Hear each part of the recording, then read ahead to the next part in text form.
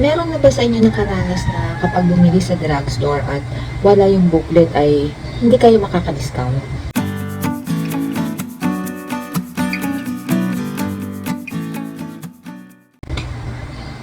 Hello mga kamamshi! May bago na naman tayong topic. Meron na ba sa inyo nakaranas na kapag bumili sa drugstore at wala yung booklet ay hindi kayo makaka-discount? Naranasan nyo na ba yun? Yan ang pag-uusapan natin ngayon. Para matapos na ang kalituhan, once and for all, ano ba talaga ang requirement? Okay? Ganito lang kasimple mga kamamshi. Para makakuha ng senior citizen discount, ang official requirement ay ang senior citizen ID. Yun lang talaga ang kailangan. Hindi po booklet, hindi birth certificate, at hindi kung ano-anong papel. Ang senior citizen ID ay galing sa OSCA o LGU, di po ba?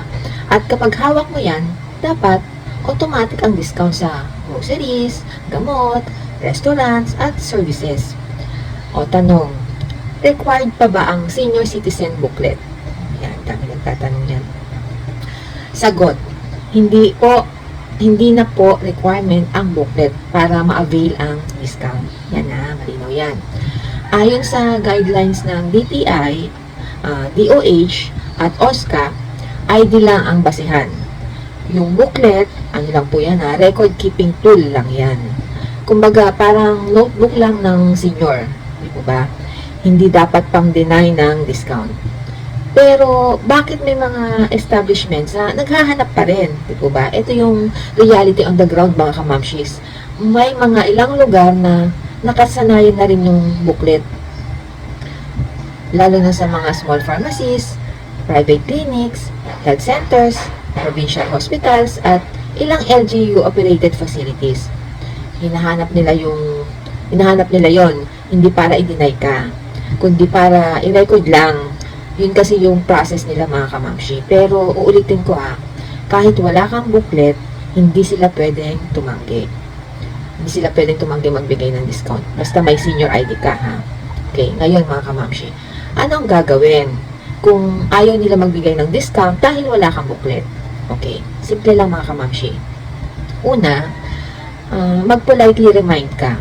Sabihin mo ganito, Ma'am, sir, hindi naman po siya requirement. Senior ID po ang basihan ng batas.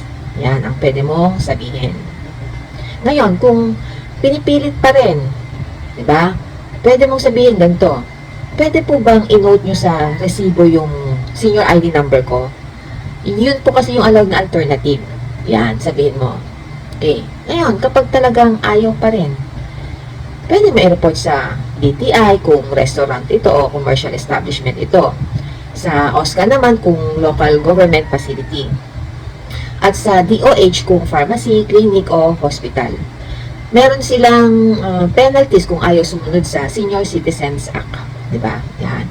Pero para smooth ang transaction, mga kamamshi, best practice pa rin na dalhin ang senior ID.